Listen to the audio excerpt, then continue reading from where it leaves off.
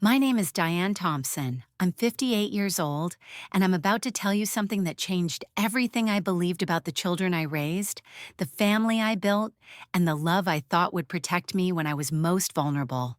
This happened 6 months ago at Piedmont Hospital right here in Atlanta, Georgia, where I've lived my entire adult life. And I need you to understand. This isn't some story I heard from somebody else or something I imagined while I was under medication. This is exactly what happened to me while I was lying on that operating table, unable to move, unable to speak, unable to do anything except listen to my three children discuss my life like they were dividing up furniture at an estate sale.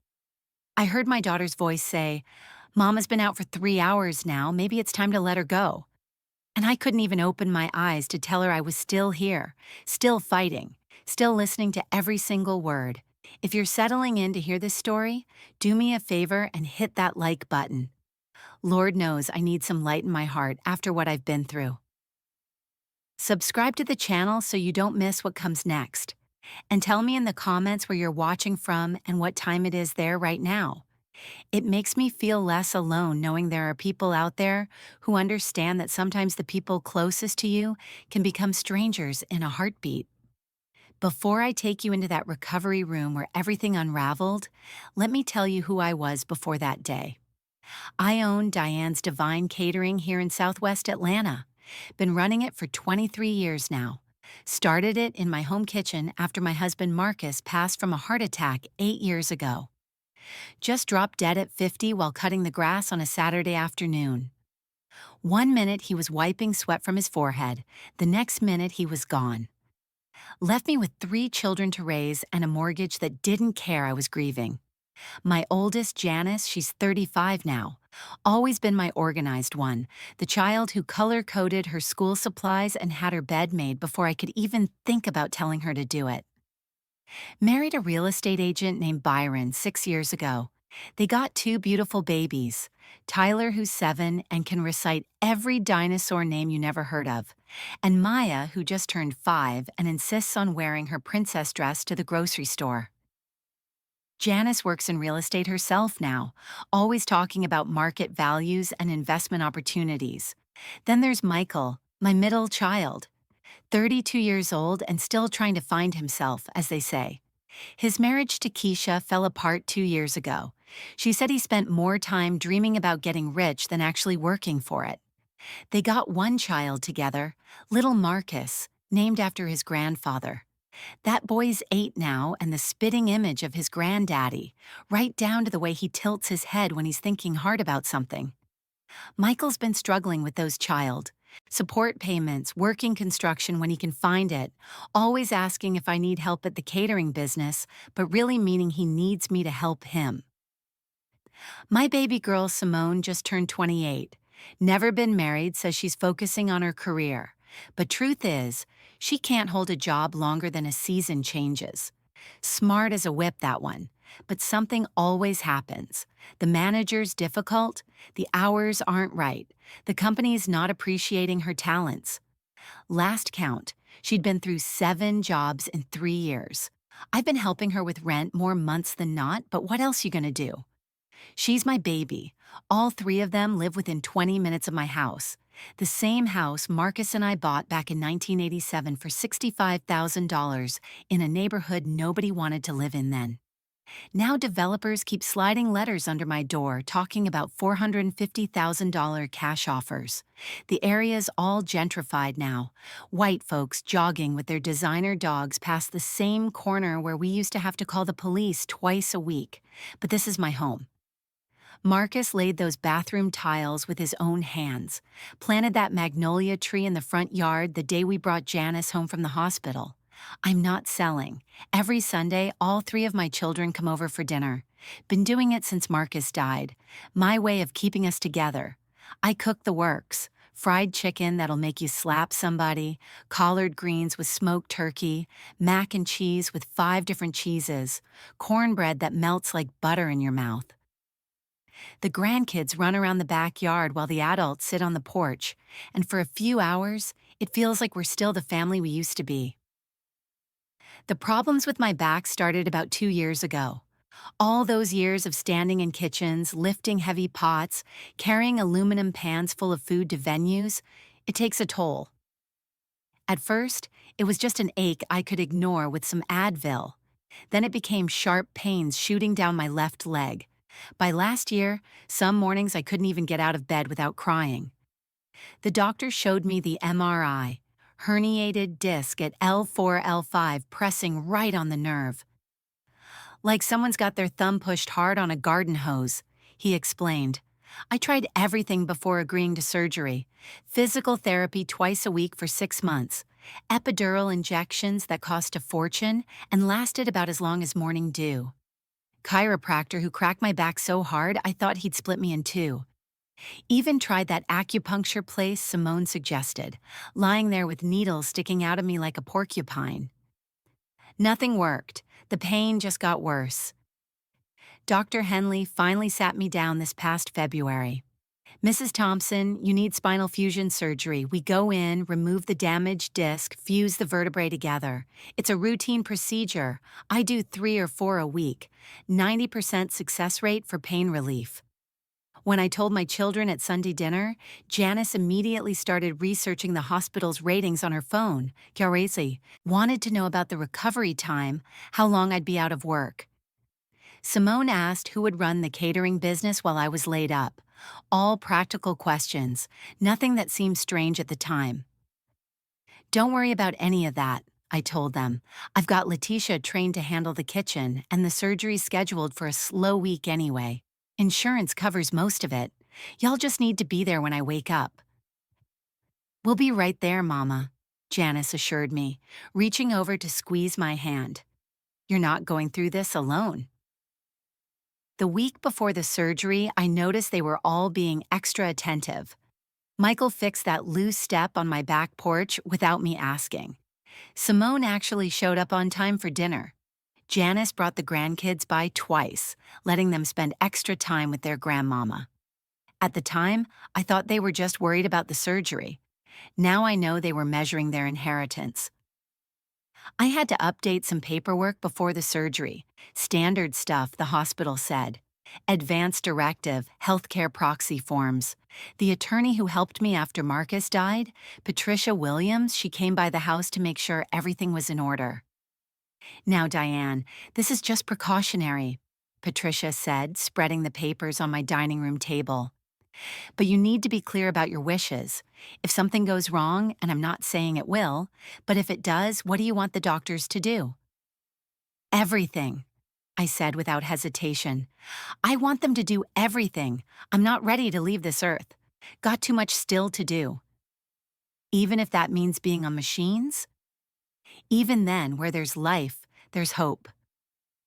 All 3 of my children were there when I signed those papers.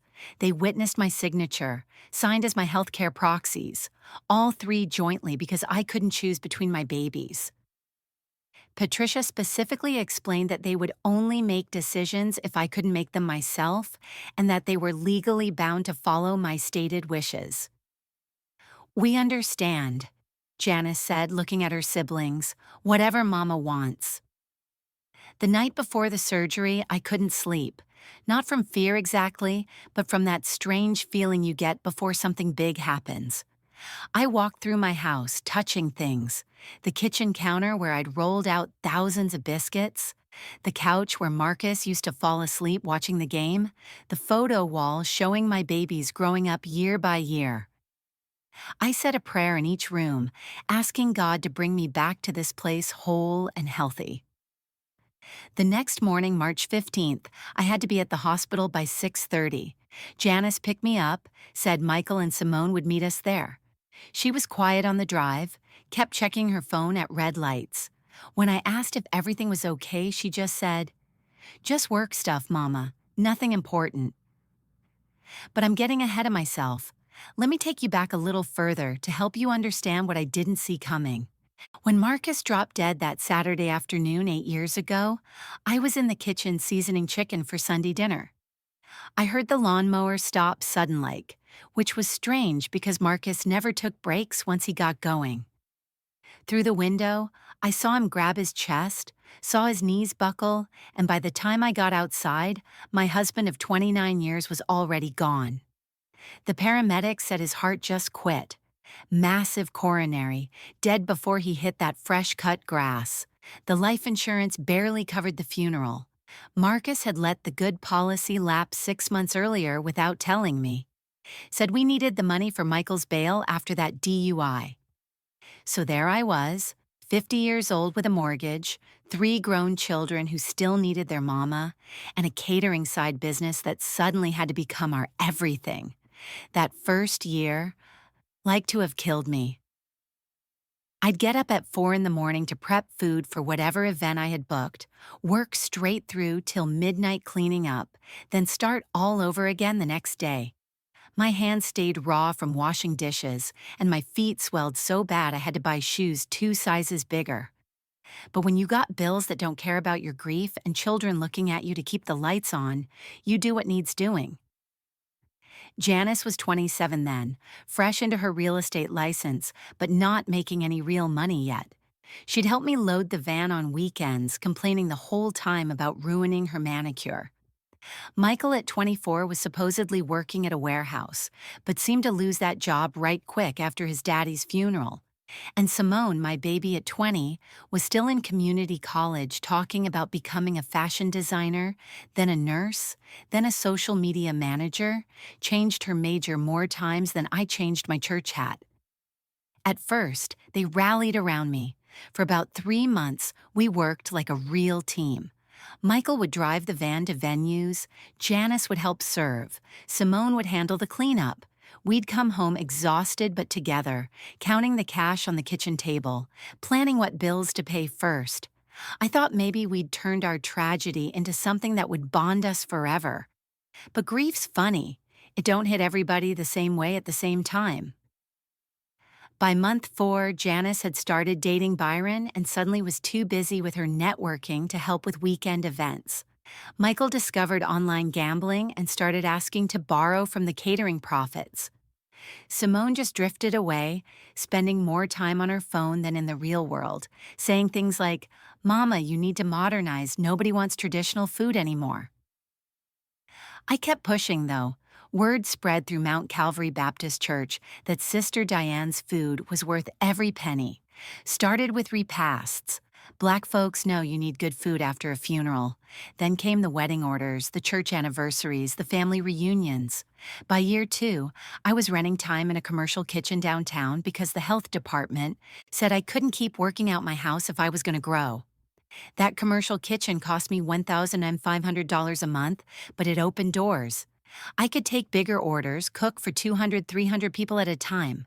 Hired my first employee, Miss Shirley from church, who could make potato salad that'd make you speak in tongues. Then came Terrence, who could carve a watermelon into a basket prettier than any flower arrangement. Before long, I had 4 people on payroll and 2 vans with Diane's Divine Catering painted on the sides. The money started getting right around year 3. I was clearing $8,000, sometimes $10,000 a month after expenses, paid that mortgage down, fixed the roof that had been leaking since before Marcus died, even started putting money in savings, something I hadn't been able to do in forever. That's when I noticed my children starting to pay different kind of attention. Janice, now married to Byron and living in a rental in Buckhead they couldn't really afford, started dropping hints. "Mama, you know this neighborhood's really changed. The Williams family sold their place for $380,000 last month. Can you imagine?" I just nod and change the subject, but she wouldn't let it go. Every Sunday dinner became a real estate seminar. Byron says if you sold now and invested the money properly, you could retire, live off the interest. "I don't want to retire," I'd tell her. "I like my work. I like my house." "But Mama, you're sitting on nearly $500,000. "I'm sitting in my home," I'd correct her. "The home your daddy and I built. The home where y'all took your first steps." Michael's approach was different. After his divorce from Keisha left him with $900 a month child support and an apartment that smelled like old carpet, he started needing more help. Always had a story. His car broke down, His hours got cut. Little Marcus needed school supplies. I helped because that's what mothers do.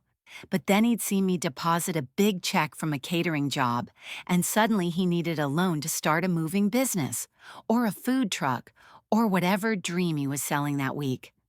Just $5,000, Mama. I'll pay you back with interest. When I said no to the bigger asks, I could see something shift in his eyes, like he was calculating what he thought I owed him. Simone was the most subtle. She'd lost another job, this time at a boutique that didn't appreciate her aesthetic, and was back to living off my help. But instead of asking for money directly, she'd just mention things. Mama, you work too hard. A woman your age should be relaxing, maybe traveling.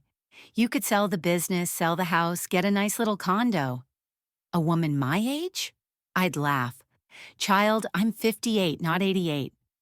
But the seed was planted. All three of them, in their own ways, had started seeing me not as their mother, but as a portfolio of assets. The conversation that should have opened my eyes happened last Christmas, 3 months before my surgery. We just finished dinner, and I mentioned I needed to update my will since the one Marcus and I had made was outdated. You would have thought I had announced I'd won the lottery. All three of them perked up like dogs hearing a treat bag. Who's going to be the executor? Janice asked immediately. What about the business? Michael wanted to know. The house goes to all three of us equally, right? Simone added. I looked around my table at my 3 children, and for the first time, I felt like prey. I'll handle all that with my attorney, I said quietly. The rest of the evening was tense. They kept circling back to it, asking about life insurance policies, bank accounts, the value of my catering equipment. Questions children shouldn't be asking their living mother. After they left that night, I sat in my quiet house and cried. Not the pretty tears you see on TV, but the ugly kind that come from deep in your belly. When did I become a walking dollar sign to them? When did my babies start counting my worth instead of valuing my presence? But I pushed those feelings down, told myself I was being sensitive, maybe going through the change, reading too much into things. They were struggling, all three of them, in their own ways. Of course they worried about money. Didn't mean they wanted me gone. The week before my surgery, though, they couldn't hide their anxiety. Called constantly. Not how you feeling, Mama, but what's the survival rate for this surgery? Not you need anything, but what happens if something goes wrong? Janice even asked, straight out, if you can't make decisions, who decides about life support? All three of you together, I reminded her. But that's not going to happen. Doctor says this is routine. Routine surgeries go wrong all the time, she said, and there was something in her voice that made my stomach turn. The morning of March 15th, as Janice drove me to Piedmont Hospital, I watched her from the corner of my eye. She kept checking her phone, texting at red lights. When we pulled into the hospital parking deck, she turned to me and said, "Whatever happens today, Mama, just know we love you."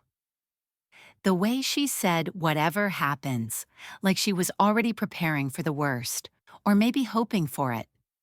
I kissed each one of my babies before they wheeled me back. Janice squeezed my hand. Michael said a prayer. Simone wiped a tear from my cheek. I went under that anesthesia wrapped in peace, believing I was surrounded by love.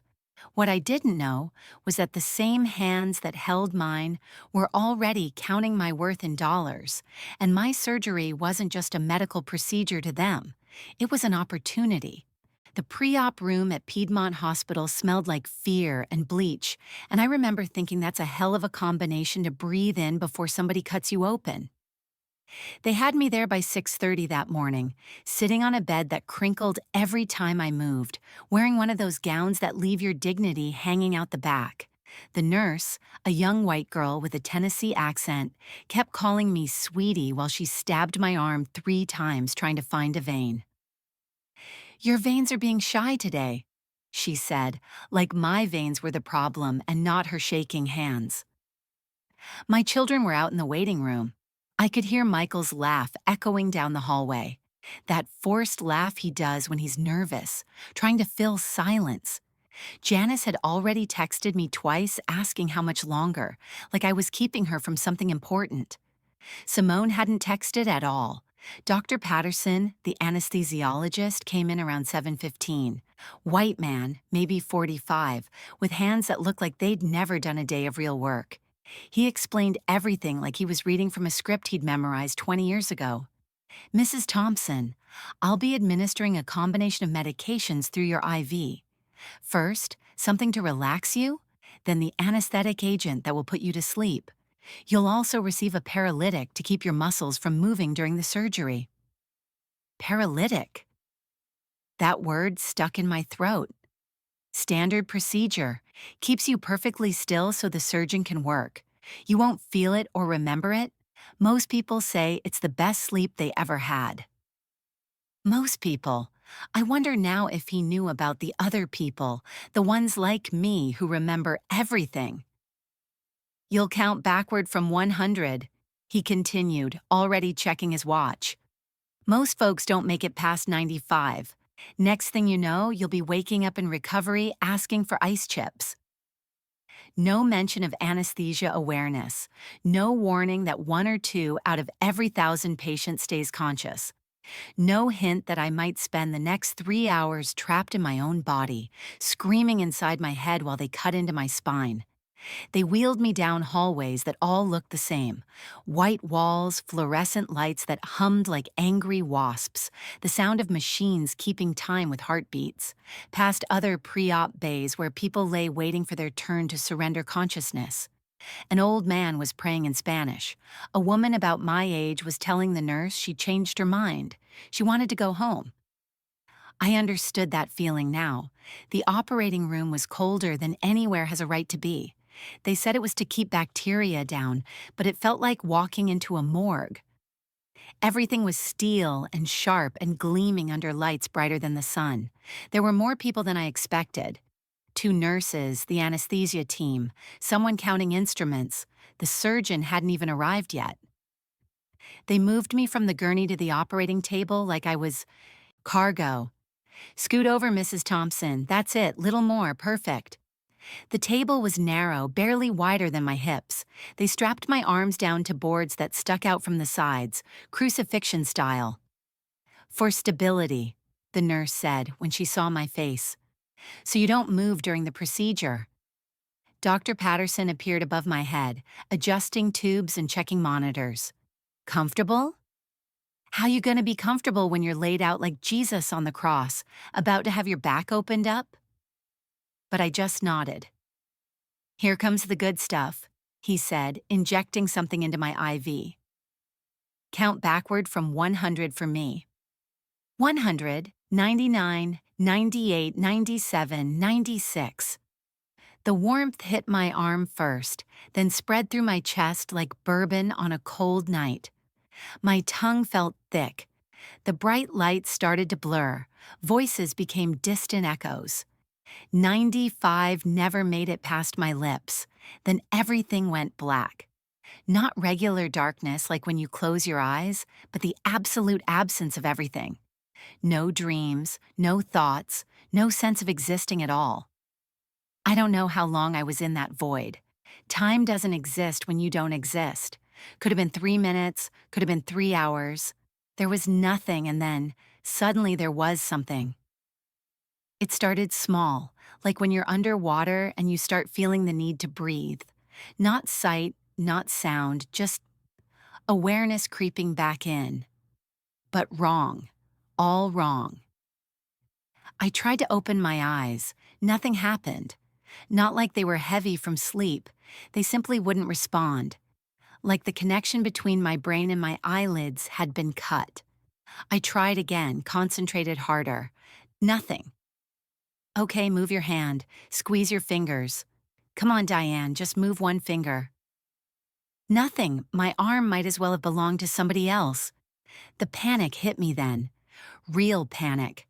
the kind that makes you want to thrash and scream and run. But I couldn't do any of those things. I was locked inside my own body, a prisoner in my own flesh. This is what being buried alive must feel like, I thought. This is what dying feels like. But I wasn't dying. I could feel things. Pressure on my lower back, not pain exactly. The nerve block was working, but I could feel them doing things to me. Touching, moving, adjusting.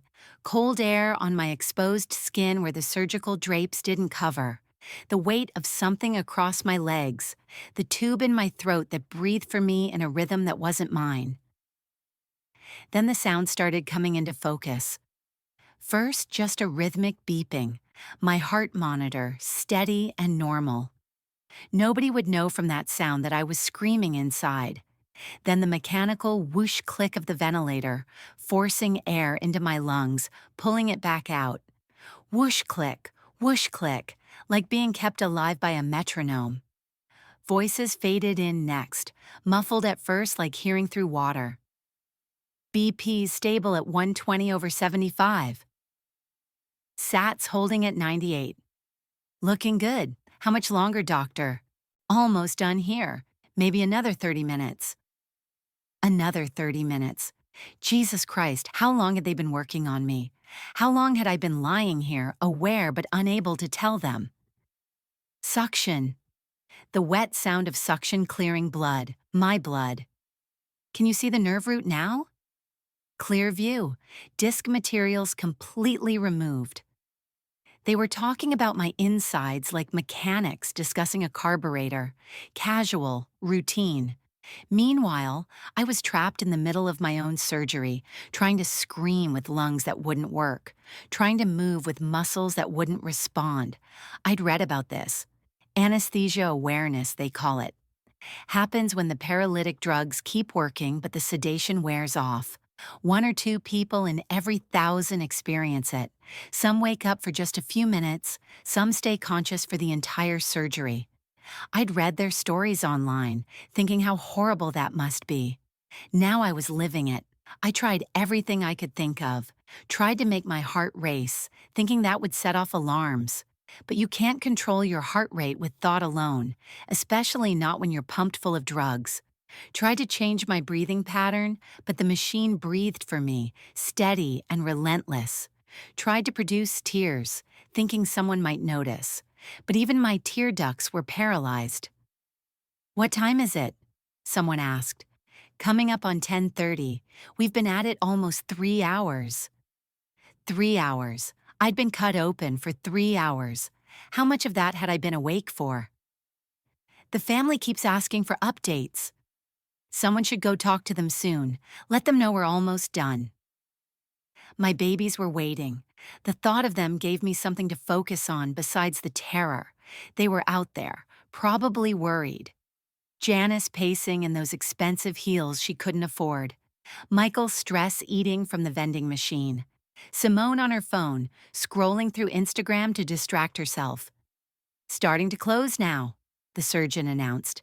"Let's get a final sponge count." The nurses counted in unison like a ritual. Everything accounted for. Nothing left inside me that shouldn't be there. Except my consciousness. That wasn't supposed to be there either, but nobody was counting that. I felt them sewing me up, layer by layer. Not pain, but pressure and pulling. The conversation got lighter, more casual. Someone mentioned the Hawks game. Someone else complained about hospital parking fees. Normal workplace chatter while I lay there screaming silently. "She did great," the surgeon said. "Textbook procedure. Should have significant pain relief once she heals." If I heal, I thought, how do you heal from this? How do you recover from being trapped in your own body, aware of everything but unable to tell anyone? The room sound started changing. Equipment being moved, instruments being cleaned. The surgery was over. They'd be moving me soon. Maybe once I was in recovery, away from all these drugs, I'd be able to move. Again, signal someone, let them know what happened. Family's been asking, a new voice said from the doorway. Should I let them know she'll be in recovery soon? Give us 15 minutes to get her settled, then they can come back. 15 minutes. I held on to that number. In 15 minutes, my children would be with me. Surely by then, I'd be able to open my eyes, move my hand, something to let them know their mama was still in here, still fighting. They transferred me from the operating table to a gurney, counting 1, 2, 3 lift in unison. The ceiling tiles passed overhead as they wheeled me down another hallway. Different sounds now, other patients groaning, nurses chatting, machines beeping at different rhythms. Recovery room sounds. Almost there. They parked me in a curtained bay, and for the first time in 3 hours, I was alone with just the machines. The paralytic had to be wearing off. It had to be. I concentrated everything I had on my right hand. Move. Just move one finger. Just one tiny movement to prove I'm still here. And then I heard it. The sharp click of heels on linoleum. Expensive heels. Confident steps. I heard Janice's heels clicking on the linoleum before I heard her voice. That sound used to bring me comfort. My put-together firstborn, always wearing her confidence like armor. Then Michael's deeper tone, and Simone's softer one. All 3 of my babies, right there beside me. I would have smiled if I could. I tried so hard to flutter my eyelids, to let them know Mama was awake, Mama could hear them, Mama needed help. But what came out of their mouths next stopped my heart in a way no surgery ever could. She looked so still, Janice said, and something in the way she said still made my blood run cold, even though I couldn't move a muscle to show it.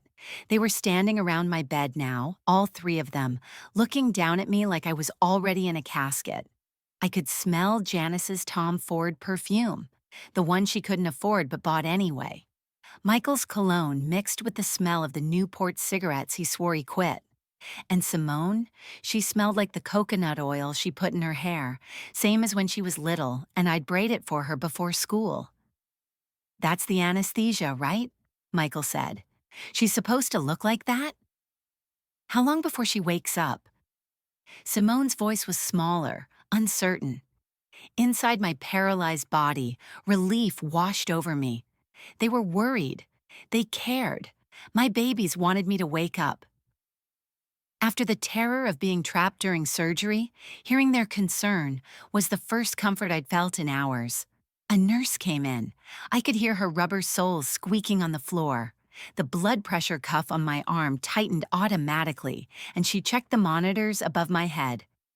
"Everything looks good," she said cheerfully. "She'll start waking up in the next hour or so.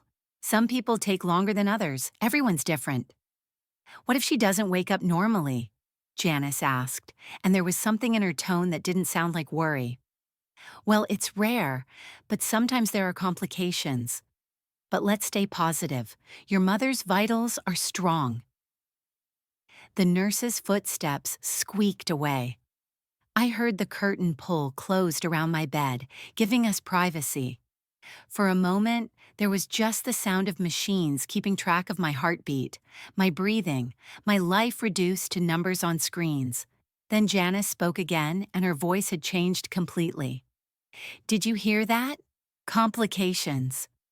The doctor said the surgery went well, though," Michael said, "but she's been under a long time." That was Simone. 3 hours. The nurse said 3 hours. Right. Janice's heels clicked as she moved closer to my bed. I felt the mattress dip slightly as she sat on the edge. "We need to talk about what happens if—" "If what?" Michael asked. "If things don't go the way we hope." "Jan, don't talk like that," Simone protested. "I'm being realistic. We're adults. We need to be prepared." Every word hit me like ice water. What were they preparing for? What did they think was going to happen? "Doctor said she was stable," Michael pointed out. "Stable doesn't mean risk-free," Janice said. "Anesthesia at her age." Her age? I wanted to scream. I'm 58, not 85. "What are you trying to say?" Simone asked. I'm saying we need to know our options, what her wishes were, what we're supposed to do if. She let it hang there. She signed that directive, Michael said. Said to do everything. That was when she was healthy, thinking clearly. Janice's voice had that lawyer tone she used when she was trying to sound smarter than she was. What if she's brain damaged? What if she's vegetative? Would she really want to live like that? I'm right here, I screamed inside my head. I'm fine. I can hear everything. We don't even know if there's a problem yet, Simone said. I'm just saying we should think about her quality of life. Mama was so independent. Would she want to be dependent on machines? On us? She'd hate that. Michael agreed quickly, too quickly. They were agreeing on something I'd never said, making decisions about a life that was still very much happening inside this unmoving body. There was a pause. Then Simone said, hesitant, what about, the house and everything? That's part of what we need to discuss. Janice jumped in like she'd been waiting for this opening. If she can't work, can't manage her affairs, someone needs to handle the business, the property. We're her healthcare proxies, Michael added, and her heirs. The word heirs hung in the air like a vulture circling. The catering business can't run without her, Janice continued, her voice getting more animated now. We could sell it. There's value there. The equipment alone is worth $30,000-40,000. The client list. The commercial kitchen lease has 2 years left on it. Sell Mama's business. Simone sounded shocked. If she's not able to run it, what's the alternative? Let it die? That's not practical. It's not what she would want. How the hell did she know what I would want? I was right here, wanting to run my own damn business. The house is the big one, Michael said, and I could hear him moving around, probably pacing like he did when he was counting money in his head. We've had that offer for $450K. Could probably get $475 in this market, Janice corrected. Maybe more if we played our cards right. Byron knows developers who'd go higher for that lot. Split 3 ways, that's over $150K each. We're really talking about this while she's right here? Simone's voice cracked. She can't hear us, Janice said flatly, and we need to be smart about this. Inside my prison of flesh, horror washed over me. My children, my babies who I'd sacrificed everything for, were standing over my helpless body, calculating my worth like I was already dead. I focused every bit of mental energy I had on my right hand. Move, move, damn it. Show them you're here. There's the life insurance, too, Michael added. How much was that policy? $200K? $250,000, Janice corrected. I saw the paperwork when she updated it in December, plus the business, the house, her savings account. She's got at least $80K saved. We're talking about significant assets here. This feels wrong, Simone said weakly. Maybe we should just wait and see. Simone tried again. Pray for the best. Janice's voice turned sharp. Prayer doesn't pay bills, Simone. You're about to be evicted again, aren't you? 3rd time this year, and Michael's drowning in child. Support Keisha's threatening court again. Byron and I could finally start our real estate business with proper capital. I'm not saying we want anything bad to happen. I'm saying if God has other plans. She's already in pain, Michael said, and I could hear him trying to convince himself. Has been for months. Bad back, can barely work some days. She's getting older. Maybe this would be a mercy. Exactly, Janice agreed. We could honor her memory, use the resources she left to build better lives. She'd want that for us. Lies, all lies. I wanted to live. I wanted to see my grandchildren graduate. I wanted to cook for more weddings and celebrations. I wanted to sit on my porch and watch the seasons change. They were rewriting my wishes to match their greed. If there's brain damage, if she's not really there, Janice was saying now, we don't have to do everything. The directive is guidance, not law. We can decide what's best. How would we even know? Michael asked. Doctors do tests. If she fails them, we have grounds to make decisions. Shouldn't we at least give her time? Simone pleaded. Of course, I'm not saying today, Janice said. I'm saying if the situation warrants, we need to be united. All three of us agreeing. Can we agree on that? There was silence. I was screaming inside, begging Simone to stand up to them, to protect me. If she's not really there? Michael said finally. Yeah, I could agree to that. I just want what's best for Mama, Simone whispered, and I could hear her crying. Then we're together on this, Janice said. Whatever happens, we decide together for Mama's sake. Footsteps in the hallway. The curtain pulled back. Family. It was Dr. Henley. The change in my children's voices was instant. Janice became sweet as honey. Yes, doctor. How is she? Surgery was completely successful. Vitals are strong. She should wake within the hour. Full recovery expected. There was a beat of silence. Then Janice said, "That's wonderful." But her tone was flat, disappointed.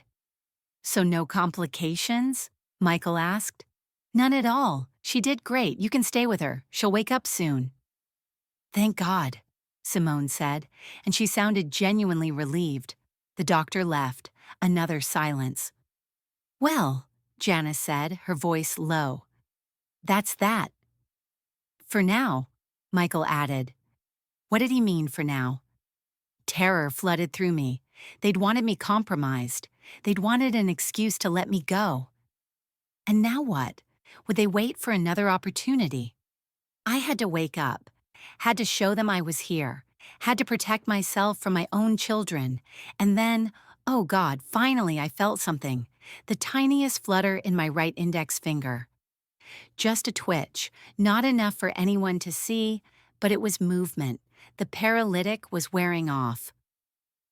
I felt it then, the smallest flutter in my right index finger. Not enough for them to see, but enough to tell me the drugs were fading, that my body was coming back to me. I focused every ounce of strength I had left on that finger, on moving it again, on proving to myself that I was still in here, still fighting. Because I knew now that when I opened my eyes, I wouldn't just be waking up from surgery. I'd be waking up to the truth about who my children really were. That finger twitch was like resurrection, proof that Diane Thompson wasn't done yet, no matter what her children had planned in their hearts. I concentrated every prayer, every ounce of will I had left on that right index finger. Twitch, rest, twitch again. Each tiny movement was a victory against the drugs still swimming through my veins. My children were still standing around my bed, but now Janice was on her phone, and I could hear every word. Byron? Yeah, she's fine, apparently. Her voice was flat, disappointed. No, full recovery expected. The doctor just left. I know. We'll figure something else out. Something else out. My own daughter, talking to her husband about finding another way to get to my money. The finger twitched harder this time, anger giving me strength. I felt sensation creeping back into my toes next, then up through my legs like electricity finding its path home. My chest started expanding on its own, fighting against the ventilator's rhythm until the machine adjusted, recognizing I was trying to breathe. Soon they'd take this tube out. Soon I'd be able to speak. But what would I say? The smart thing, the thing that might save my life, was to pretend I'd heard nothing. Let them think the anesthesia had done its job, kept me unconscious and ignorant. Because if they knew I'd heard them discussing my death like a business transaction, what might they do to protect themselves? My eyelids started responding to my commands, fluttering under their own weight. Did you see that? Janice's voice sharp and close. What? Michael moved closer. Her eyes moved. All three of them pressed in around me. I could smell everything.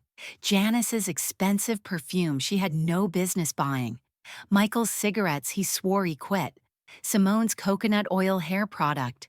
The same smells from when they were children, but now attached to strangers.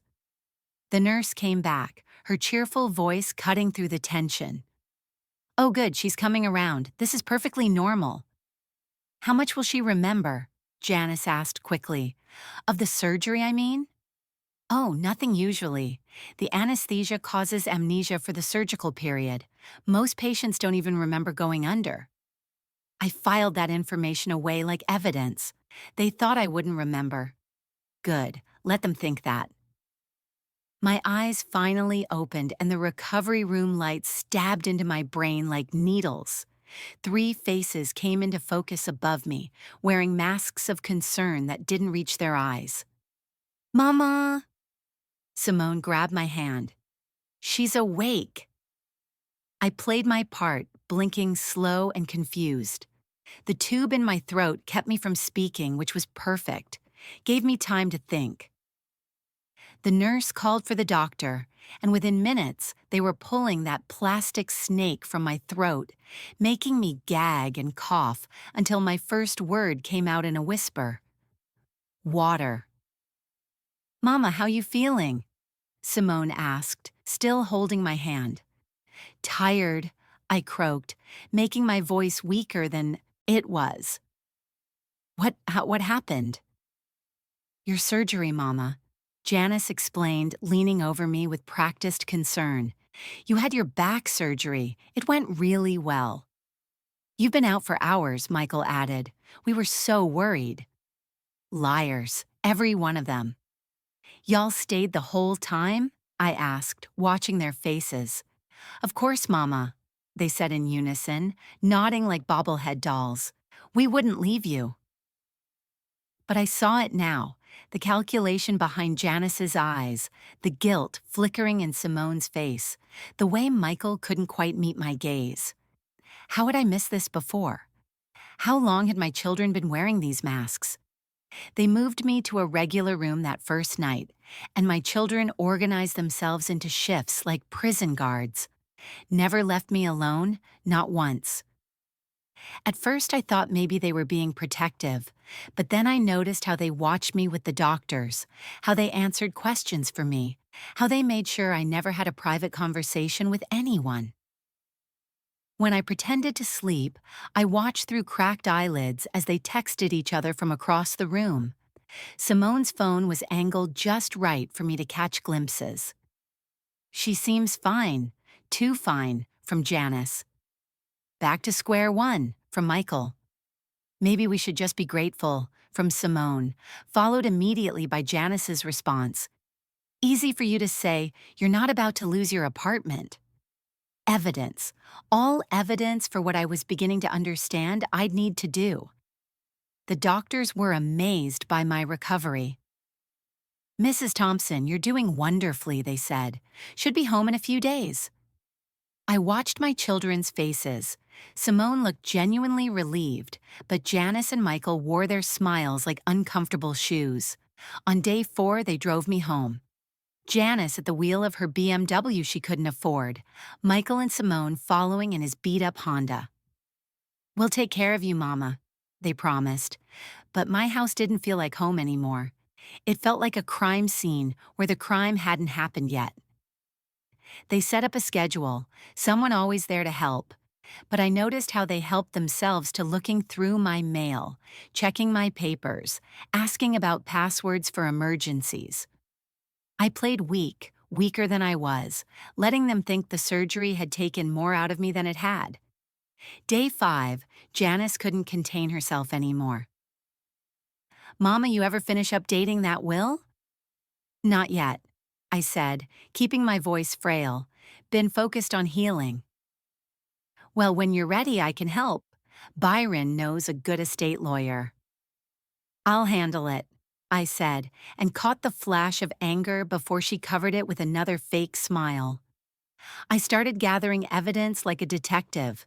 When Janice left her purse in the living room, I found notes in her handwriting, Mom's assets with everything itemized, down to my grandmother's china, screenshots of articles about contesting advance directives, research on power of attorney laws in Georgia.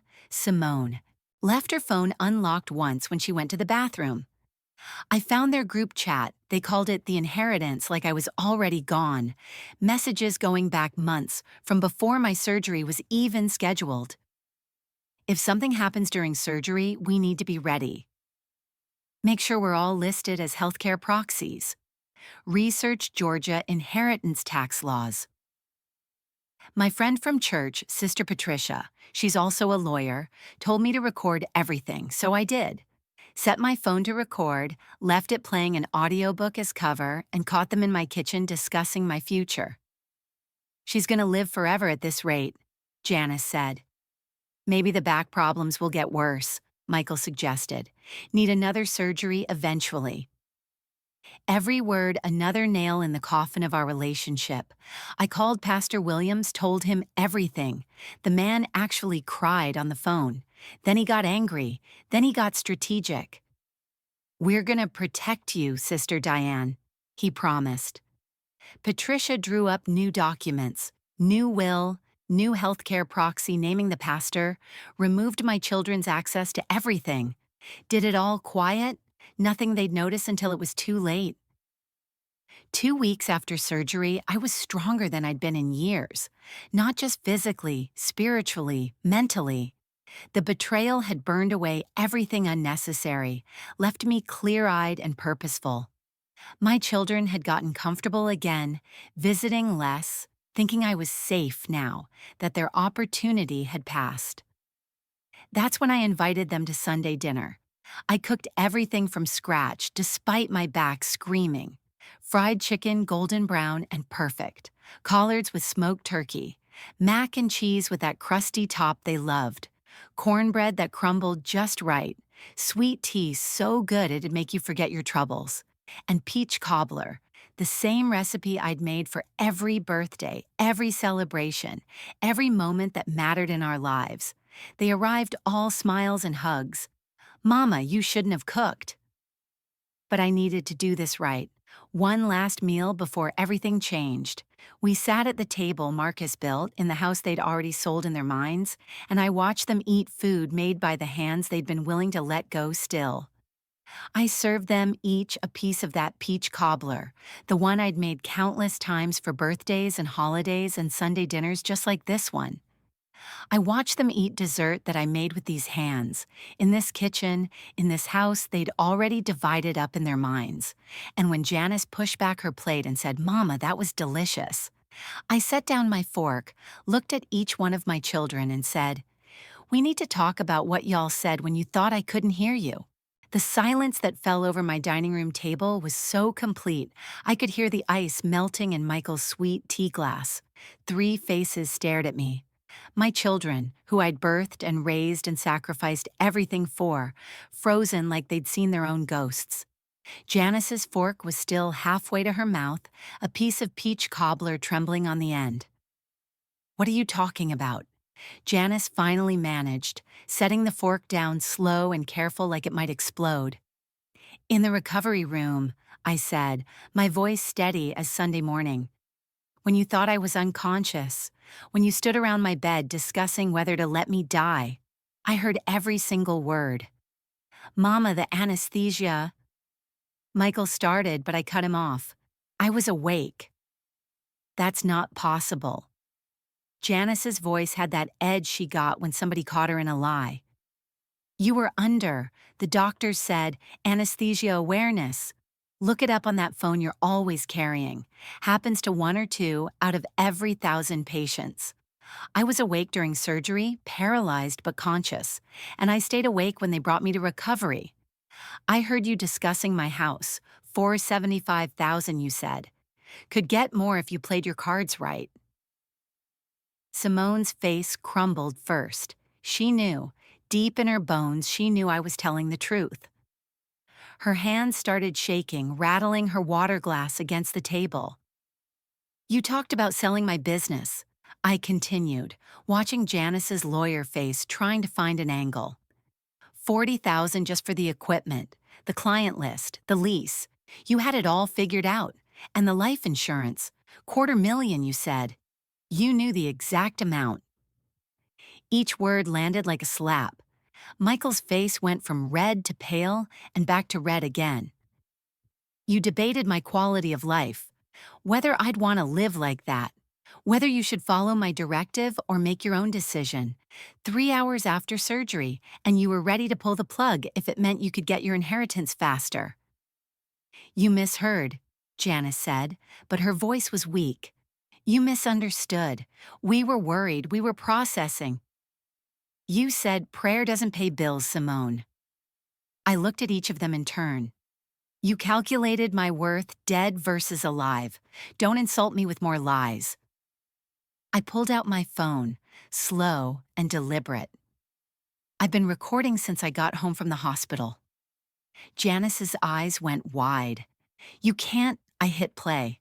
Their voices filled my dining room. She's going to live forever at this rate. Maybe the back problems will get worse. Need another surgery eventually. Michael shot up from his chair. You recorded us? That's a violation of privacy. I actually laughed. It came from deep in my belly, bitter as black coffee. Privacy? You planned around my potential death while I was lying there helpless, and you're worried about your privacy? My phone rang. Patricia's name showed on the screen. I put her on speaker. Mrs. Thompson, just so your children know, Georgia is a one-party consent state. Everything you recorded is perfectly legal. I pulled out a folder from under my placemat. I'd planned this like a general plans a battle. Screenshots of your group chat. The inheritance, you called it. Real touching. Messages going back months. Your notes, Janice, about contesting advance directives. Lists of my assets down to my grandmother's china. You can't do this, Janice said, but she was grasping now. Already done. New will executed last week. You're no longer my healthcare proxies. Pastor Williams is. Beneficiaries changed on all accounts. House is in a trust now. Y'all can't touch nothing. After everything we've done for you? Michael's voice cracked with rage. Like what? Name one thing you've done for me in the past year that wasn't about getting something for yourself. Silence. Simone was sobbing now, ugly tears streaming down her face. I didn't want this. I told them it was wrong. But you went along with it, I said, gentler but still firm. Weak resistance isn't innocence, baby girl. You chose your siblings over what was right. When? I asked them, and my voice broke just a little. When did I become just a bank account to you? When did my life become an obstacle to your happiness? Janice's mask finally slipped all the way off. When you had more than we did and wouldn't share it the way we needed, we're your children. We should come first. You were going to leave it to us anyway, Michael added. What's the difference? The difference is I'm alive. I slammed my hand on the table, making the dishes jump. I'm sitting right here, breathing, thinking, feeling, and you were ready to let me go. Maybe even help me along for some money and a house. I worked myself to the bone for y'all, gave you everything I had while your daddy and I built something from nothing, and you couldn't even let me live to enjoy it? Everything our ancestors survived, slavery, Jim Crow, everything, so we could build generational wealth, and you'd trade your own mama's life for a dollar amount? I stood up, my chair scraping against the floor. I want you out, all three of you, out of my house. Mama, Janice started, I'm not your mama anymore. A mama protects her children, and children honor their mother. We're not family. We're strangers who share some DNA. They left slowly, like they were walking through molasses. Simone still crying, Michael's jaw clenched so tight, I thought his teeth might crack. Janice already calculating her next move. At the door, Janice turned back. You'll regret this. Only thing I regret is not seeing it sooner. The door closed and I was alone in my house for the first time in weeks. I should have felt victorious. Instead, I collapsed in my chair and cried until my ribs hurt. Not for them, for who I thought they were. For the children I'd raised who'd somehow become these strangers. For the family albums full of lies. Pastor, wow. Williams came by that night, found me still at the table surrounded by the dinner dishes I couldn't bring myself to clear. He didn't say much, just sat with me, prayed with me. You did the right thing, Sister Diane. Sometimes righteous anger is the most honest prayer. I started therapy the next week. PTSD from the anesthesia awareness, the therapist said. Betrayal trauma from what came after. Trust issues that might never fully heal. Some scars, she explained, we carry forever. We just learn to work around them. 6 months have passed now. Janice and Michael haven't reached out once. Simone sent a letter, pages of apologies and explanations. Maybe someday I'll be ready to read it all the way through. But not yet.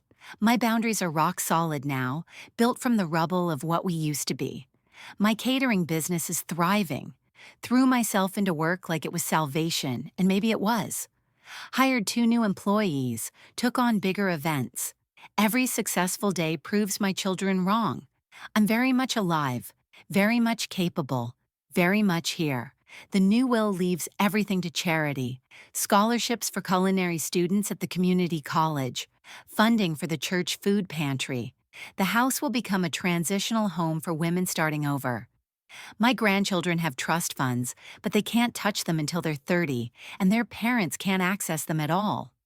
I learned that trust is earned in drops and lost in buckets, that love doesn't mean blindness, that your life has value beyond what you leave behind. It matters what you do while you're here, breathing, fighting, surviving. If you're watching this and you've been through something similar, you're not alone. Family betrayal is real and it's devastating, but it's okay to protect yourself. It's okay to choose yourself. Blood doesn't excuse abuse, and DNA doesn't demand your destruction. To the parents working yourselves to death for ungrateful children, you don't owe them your life. You gave them life. That was the gift. Everything else is extra. Live for yourself too. Find joy while you can still taste it. To the adult children counting your inheritance while your parents still breathe, they owe you nothing. Honor them while they're here, not for what they'll leave behind, but for what they've already given. I'm 59 now, healthier than I've been in years. My back is better, but more than that, my spirit is stronger. I'm surrounded by chosen family, church folks who check on me, friends who love me for me, not for what I might leave them. That's what peace feels like. God protected me in that recovery room, gave me awareness when I needed it most.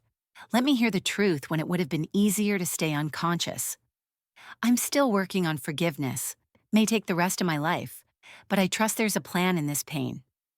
Waking up during surgery was terrifying, but waking up to who my children really were, that was the real nightmare. And surviving both?